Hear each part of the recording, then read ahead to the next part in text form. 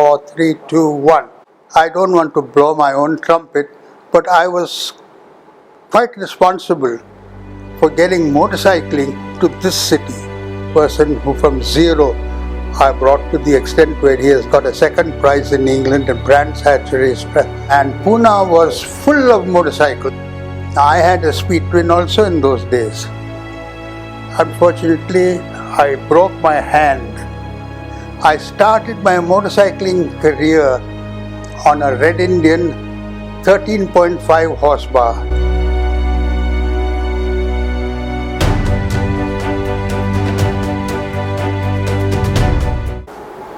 I came to Madras in 1953 and I came here principally to do my flying at the Madras Flying Club.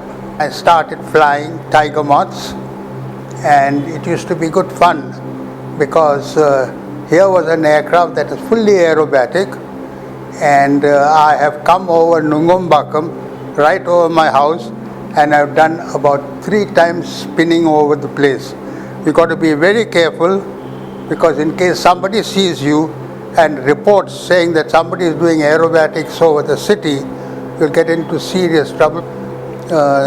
The population of motorcycles was very, very poor, extremely poor. We only had Royal Enfield and a few AJSs and Matchlesses. There were no other bikes as such going around. And the fellows were not even aware of the different types of bikes. Now I came from Pune and Pune was full of motorcycles and there you had the variety of bikes that you wouldn't dream of in this city. And then slowly I started to say this bike, that bike, this bike, that bike, and they said, oh, where? Then I would find out, and I would find out where they were available. And like for example, the full Triumph range was available at Anderson and Company on Mount Road. And the BSA Shooting Star and Star Twin and all that was available just off next to Bank Street.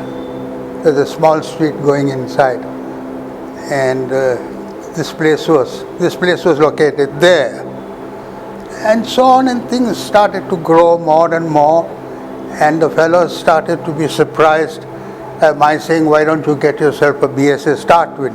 What is Star Twin? Where do we get it? Go to Union Motors. They're the agents for these bikes, and then the fellows would go there and they'd book and they'd get these bikes. And as I say, the main supplier of Triumph was Anderson Company. And there was a Britisher working in Spencer's in those days. He had a Triumph Speed Twin. I had a Speed Twin also in those days. Of course, I want to say one thing at this stage. I started my motorcycling career on a Red Indian 13.5 horsepower. And that was available at Nagpur and Pune. I bought my machine in Nagpur and I brought it across here. Now, they were a very handsome looking motorcycle with balanced mudguards and things like that. And many people used to say, "You bought this bike, what, to add to your personality?" I said, yeah, maybe so, because it's a grand looking bike. And I use that quite a bit over here in the city. Then I got a little bit fed up of this big bike, 13 horsepower. And I was doing my flying in those days. So I used to go to Meenambakam on this. Then I sold it. And I bought a Triumph Speed Twin. And that was wonderful because that opened up the whole of Madras city to me on the Triumph Twin. Then seeing me, some other fellows started getting interested. And they didn't just settle down at the Royal Enfield and the Matchless and AJSs. They started to go for Triumph and other makes of bikes. And so the interest in motorcycling slowly developed. And I don't want to blow my own trumpet, but I was quite responsible for getting motorcycling to this city, which it did not exist at the time. And there was nobody riding any bikes except for matchless and AJs. And the odd 16H Norton ex-army bikes and all that for 2,000 rupees and things like that. Then I got rid of that and I got a Norton Dominator. But unfortunately I fell down from the Dommy and I bent the front fork slightly and she started to pull to one side. So I thought there's no point in keeping this, so I got rid of that. Then there was a small gap because I started to then switch over to cars. My cousin PN Clubwala, he had an MG Sports. So I started to drive that car around. Then I went away from here, I went to Nagpur. When I went to Nagpur, I was stuck over there without a bike. I looked around and again, to my glory, I found another Triumph Speed Twin. I bought that Triumph Speed Twin and I brought that Speed Twin here to Madras and I used it for quite a bit. Then I got a job on the tea estate, which was a sterling company at that time. Now in the agreement they said, what is your sports interest? I said, I am interested in motorcycling and car racing. Finished. That was the end of the scene. Promptly I got a letter from London. It was a British company, a tea company in the Nilgiris. Name was Craigball Land and Produce Company. They said, we agree to your appointment subject to you're not taking part, listen to this, not taking part in any form of motorsport. Can you imagine a British company writing such a thing?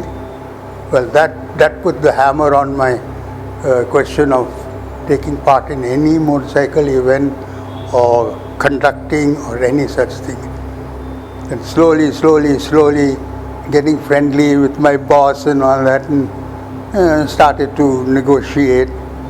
And then I was given the responsibility of organizing some sports, motorcycling sport. Now we had a small gang of friends who were bike enthusiasts. Now there were kits available for these bikes, but you had to get it from England. And the local people here were not particularly interested, except for Addison and Company, who were the dealers for motorcycles. They used to import these kits. If you gave them the money, it would cost round about 300 rupees for a small kit which had a megaphone exhaust and clip-ons. That's all. And then slowly, these kits started to increase in size, where fellows started to see different things that came on the bikes from the magazines. And they started to order them. And it was coming in the post. And a little bit of duty used to be charged, which nobody cared, but we paid for it, and as long as we got the parts. Then, unfortunately, the hammer fell on this also. So we could not even import these things. So we had to rely on people who went abroad. We gave them the list and they would get the stuff for us. Now I come to some of the personalities in this city.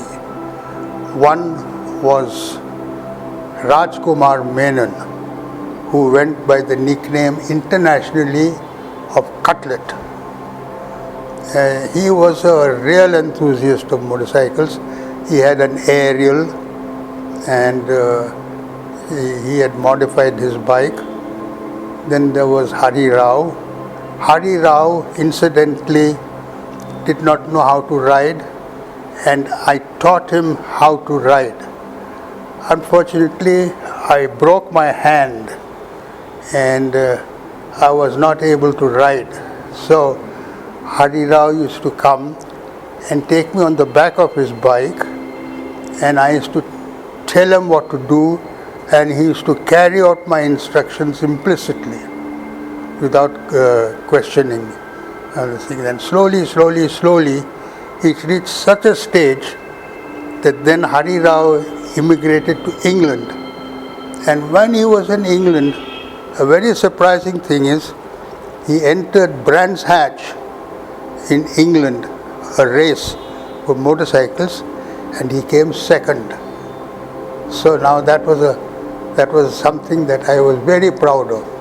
That here is a person who from zero I brought to the extent where he has got a second prize in England in Brands Hatch race circuit while racing a motorcycle. Now we were a bunch of youngsters, not having cars but only motorcycles, and we would do all sorts of crazy things on the motorcycles. And then it so happened that I met Cutlet, and Cutlet was friendly with Indu Chandok, and I was taken and introduced to Indu Chandok, and he was a car man, he was not a motorcycle man. So then we decided that we should sort of combine together and hold meet where you have bikes as well as cars. So the first event that took place was a biking affair. And after that, the next one was on Sholavaram again. And this time it was cars and bikes. That made the wonderful difference. And it was there that I raced my Triumph Speed Twin. And one Englishman came up and said to me, "Oh God, I wish I had a bloody bike." I said, "Take mine." I said, "What's your name?" He said, "My name is John Dye." I said, "Take my bike, John." He takes my bike and he kicks my timing, until I then found out that he used to race bikes in England. So he had the experience which I didn't have, and he became one of the best riders in India. I was connected with the tuning up of my cousin's MG TC. The only modification that we did was we removed the air cleaners, we took the headlights and reversed them so that they faced backwards, giving less wind resistance, and we removed the silencer and just adjusted the carburetors, and that was it. We did nothing else, and raced the car at Sholavaram. We were at the track. My cousin, whose car I was talking about, he had come fully dressed for a cricket match because he was mad on cricket more than cars. His car contained bat and ball and pads and everything in the back. And he came, raced at Sholavaram, and went away straight to MCC Club at Madras to take part in some cricket match. After coming back from the Nilgiris, after leaving planting, I came back to Madras, and I got my place again with the Madras Motorsport Club. One of the first things we did was to conduct again a speed trial, and in that speed trial nothing happened. It went off very successfully, and then we decided that we should go in for something more interesting. So we started to conduct what is known as Gymkhana events. We had an event which was called Supermotor, in that you raced in the rough as well as on the concrete. concrete was the runway, and the mud was on the side of the runway. And this particular event was quite popular, and we had a good number of entries, and it proved to be quite successful. In those days, no helmets or anything. You just drove the car. Then slowly, people started to realize that you got to have some protection. So the question of helmets came in. Then the question of gloves came in. And then slowly, drivers started coming with overhauls on the track. And like that, the things progressed.